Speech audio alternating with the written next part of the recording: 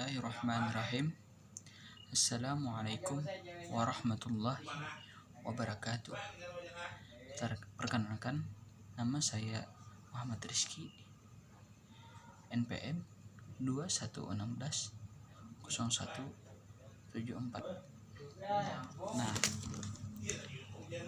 di sini saya akan menjelaskan dengan mata kuliah Bahasa Indonesia, yaitu materinya adalah keterampilan menyimak dan kesantunan berbahasa. Jadi yang saya jelaskan pada hari ini ada dua materi, yaitu keterampilan menyimak dan kesantunan berbahasa. Yang pertama adalah keterampilan menyimak. Keterampilan menyimak dapat dikatakan keterampilan sontak yang dari 4 keterampilan berbeda yang lainnya, yaitu membaca, berbicara, dan menulis. Dengan menjadi seorang penyimak yang baik, biasanya akan menjadi sebagai penulis yang baik, menjadi pembaca yang baik, dan menjadikan pembicara yang baik. Jadi yang namanya menyimak bukan hanya sekedar mendengarkan saja atau melihat saja, tetapi ada proses yang harus dilakukan, yang mana berkaitan dengan hal-hal yang ada di dalam sebuah proses menyimak. Apa saja sih proses-proses yang ada dalam menyimak itu? Tentu ada. Dalam proses menyimak ada 5 tahapan yang harus dilalui oleh seorang penyimak yang baik, yaitu tahapan yang pertama adalah mendengar, yang kedua adalah memahami, yang ketiga adalah menginterpretasi, yang keempat adalah menilai, dan yang kelima adalah memberikan respon atau menanggapi. Nah, jadi ada 5 tahapan. Nah, jadi ada 5 tahapan tadi kan. Yang tadi adalah mendengar, memahami, menginterpretasi, menilai, dan memberikan respon atau menanggapi. Yang kita masuk pada tahapan yang pertama adalah mendengar. Maka kita harus mengabaikan suara-suara yang lain, baik itu suara motor, kemudian suara handphone, atau suara berisik, dan lain sebagainya. Jadi kita harus berfokus pada satu suara saja yang harus kita dengarkan. Misalnya nih, teman kita lagi mempresentasikan hasil makalahnya, maka kita harus berfokus pada teman kita yang mempresentasikan makalahnya tadi. Nah,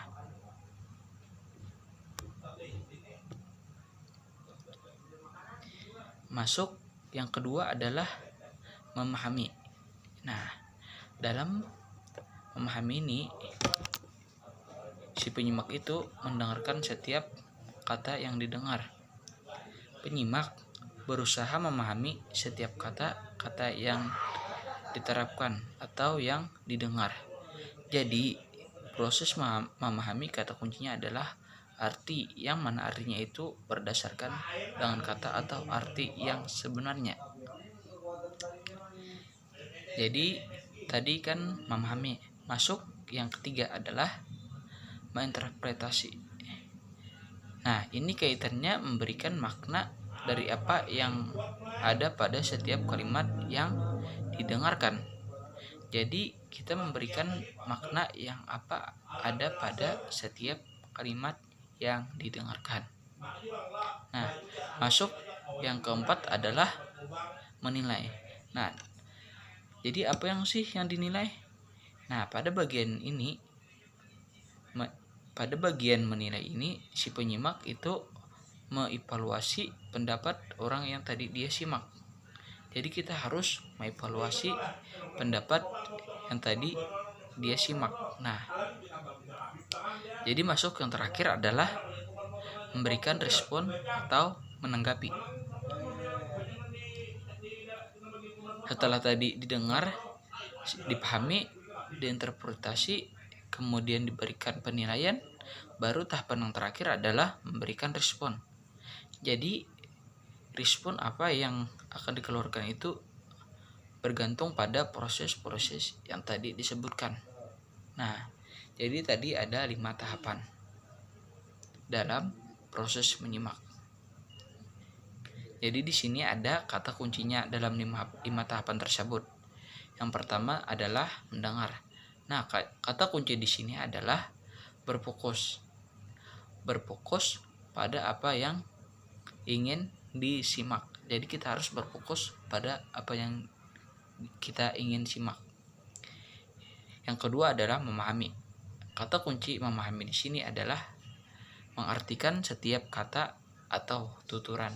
Jadi kita harus mengartikan setiap kata atau tuturan kan.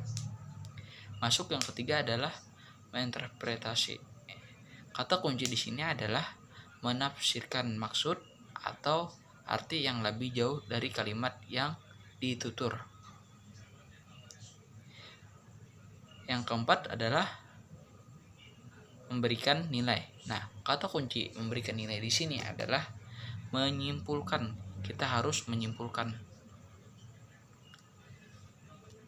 Dan yang terakhir adalah memberikan respon. Kata kunci di sini adalah memberikan respon atau tanggapan dari apa yang tadi sudah disimak. Jadi kita harus memberikan respon dari apa yang tadi kita simak. Nah, tadi kita sudah menjelaskan materi yang pertama, yaitu keterampilan menyimak. Jadi masuk yang kedua adalah kesantunan berbahasa.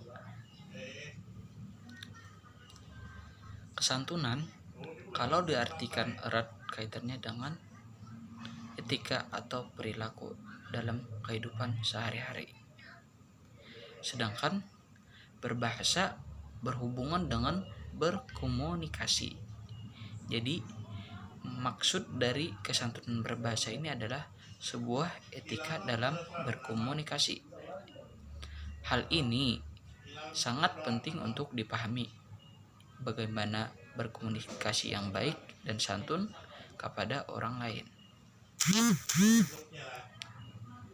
Dalam berbahasa Indonesia, kesantunan terbagi menjadi 2 macam, yaitu yang pertama adalah kesantunan yang ukurannya ditinjau dari segi linguistik, dan yang kedua adalah ditinjau dari segi pragmatik. Secara sederhana, kesantunan linguistik itu ukurannya sejauh mana kata-kata atau arti dari kata itu santun atau tidak santun. Linguistik ini cenderung kepada kata dan arti yang ada di dalam kamus, sedangkan pragmatik itu ukurannya adalah makna yang terkandung di dalam kata atau arti yang bersangkutan lebih dalamnya.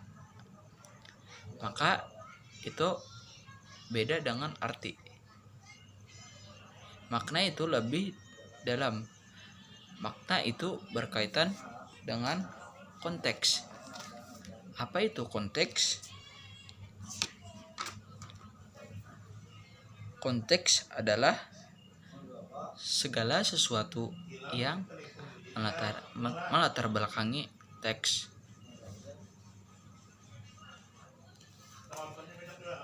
Kesantunan linguistik artinya kesantunan dalam kata atau kalimat yang digunakan, yaitu kata atau kalimat yang artinya sesuai dengan Kamus Besar Bahasa Indonesia.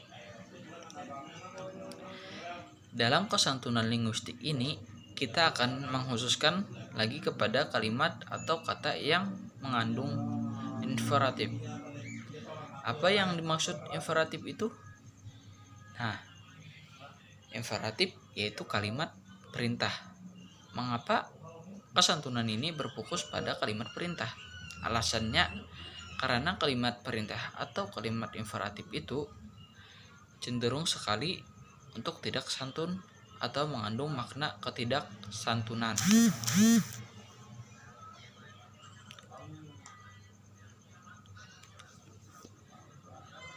Kesantunan linguistik dalam tuturan imperatif itu mencakup ada 4 hal, yaitu yang pertama adalah panjang pendek tuturan.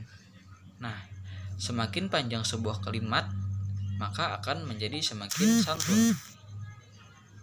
Masuk yang kedua adalah urutan tuturan. Urutan tuturan sebagai linguistik tuturan, urutan tuturan menjadi penentu apakah sebuah kalimat itu santun atau tidak santun. Utarakan dulu alasannya, setelah itu baru kalimat perintahnya. Jadi kita harus mengutarakan dulu alasannya, baru kalimat perintahnya. Nah, jadi masuk yang keempat adalah intonasi dan isyarat-isyarat kinestik.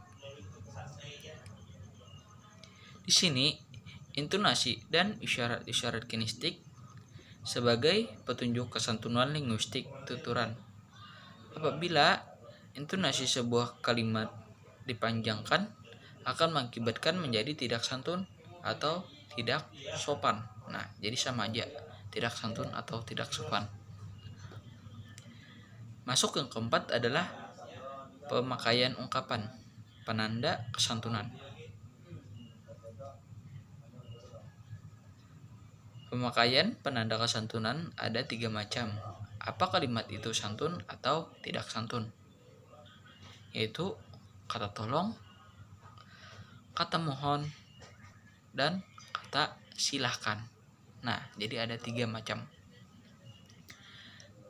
Di sini ketiga penanda kesantunan ini jika dimasukkan dalam tuturan perintah, maka tentu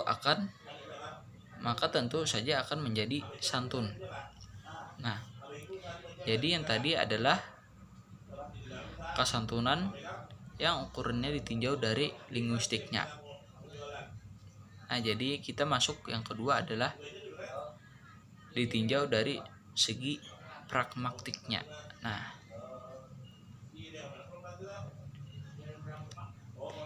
yang kedua, kesantunan dari segi pragmatik.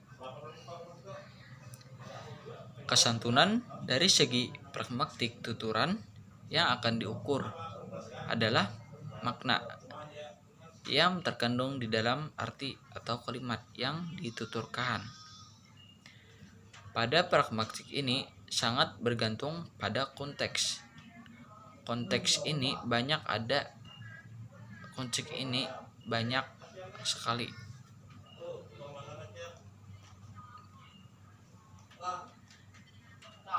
Yang pertama adalah bisa berupa waktu atau situasi. Situasi ini ada suasana, ada juga situasi psikologis si penutur. Namanya konteks bisa bergantung pada pihak yang menjadi pembicara. Misalnya, siapa yang menjadi pembicara? Apakah dia orang tua? Apakah dia teman? Atau orang yang tidak kita kenal? Tetap pihak atau orang lain yang menjadi lawan bisa mempengaruhi sejauh mana kesantunan berbahasa. Tetap misalnya ketika berbicara dengan dosen, tentu saja para mahasiswa sekalian itu berusaha untuk bersikap atau berbicara sesantun mungkin atau sesopan mungkin. Nah, tetapi akan berbeda dengan berbicara dengan rekan sejawat atau teman sekelas. Nah, itu namanya konteks. Itu bisa dilihat dari pihak atau lawan bicara. Kemudian juga ada tujuan, maksudnya, kemudian ada yang lain sebagainya. Ada banyak yang melatar belakangi sebuah kata atau sebuah kalimat Yang tadi adalah sebuah konteks.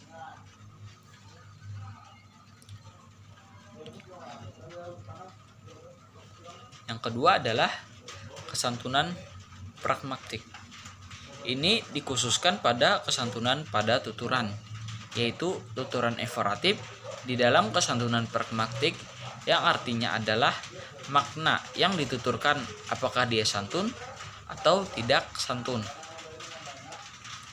Dalam tuturan imperatif, sebuah kalimat itu tidak akan diwujudkan dalam kalimat imperatif, tetapi di dalam kalimat non imperatif. Maksudnya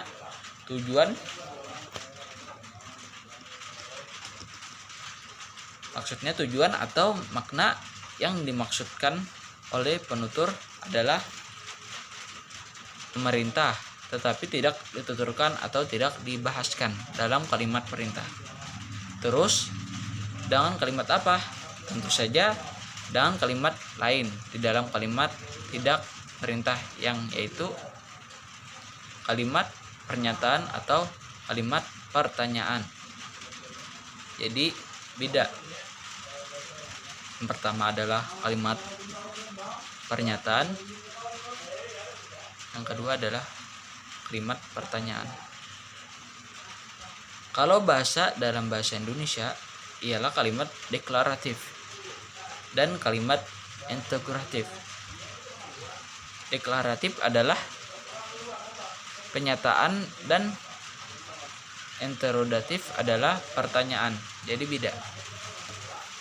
Jadi kesantunan pragmatik ini bagaimana caranya? Makna itu adalah imperatif atau memerintah, tetapi dituturkan dalam kalimat lain. Bisa jadi kalimat deklaratif atau kalimat interogatif.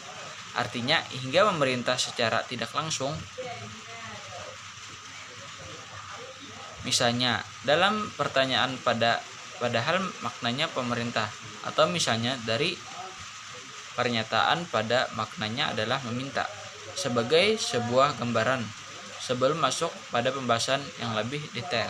Nah, masuk yang ketiga adalah yang pertama kita akan membahas kesantunan pragmatik imperatif dalam tuturan deklaratif atau bahasa lainnya. Kesantunan makna dari kalimat perintah yang dituturkan dalam kalimat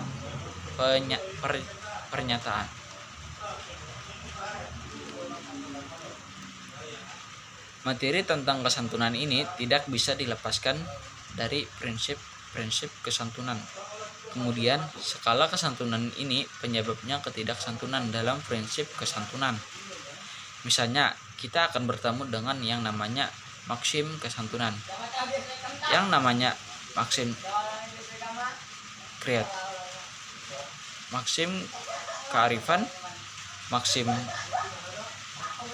dalam hati, maksim kesepakatan, maksim pujian, dan lain sebagainya, yang mana intinya dari semua itu dalam tuturan atau dalam bahasa. Sedapat mungkin buatlah keuntungan orang lain sebanyak mungkin, buatlah kerugian diri sendiri sebanyak mungkin. Jadi bagaimana caranya ketika berbahasa atau bertutur dalam berkomunikasi? Buatlah yang sekiranya itu isi tuturan kita, baik itu katanya atau maknanya, itu membuat orang lain lebih banyak diuntungkan daripada kita sendiri. Nah, dan diri kita sendiri itu harus dirugikan maksudnya. Kalau misalnya dia adalah maksim, itu yaitu namanya maksim kearifan. Tapi kalau misalnya maksim pujian, bagaimana cara isi dari perkataan kita itu mengandung pujian kepada orang lain. Jadi kita harus perkataan kita harus mengandung pujian kepada orang lain. Ketika kita memuji orang lain, itu bisa dikatakan sebagai mentaati prinsip maksim kesantunan. Berbeda isinya jika isi pujian ini adalah sebaliknya, memuji tapi kalau dalam bahasa Banjarnya itu sebenarnya bisa hanya mengambil saja. Besarnya itu berbeda, yaitu nanti filenya dengan maknanya secara pragmatik. Ini bermakna menghina itu juga tidak bisa. Jadi antara kesantunan linguistik dan kesantunan pragmatik ini adalah dua hal yang saling berkaitan. Kemudian penyebab ketidaksantunan, faktor-faktor yang bahasa itu menjadi tidak santun adalah ada 4 di sini. Yang pertama, ada kritikan secara langsung dengan kata-kata kasar. Nah, jadi ada dengan secara langsung berkata-kata kasar. Yang kedua, dorongan emosi penutur. Yang ketiga, protektif terhadap pendapat. Dan yang terakhir adalah menuduh orang lain dan memojokkan lawan berbicara. Nah, jadi materi di sini yang saya jelaskan ada 2 macam, yaitu apa tadi? Keterampilan menyimak dan kesantunan berbahasa. Jadi hanya itu saja yang saya dapat jelaskan pada malam ini. Kalau ada salah mohon dimaafkan. Saya Muhammad Rizky, wabillahi taufik wal hidayah. Wassalamualaikum warahmatullahi wabarakatuh.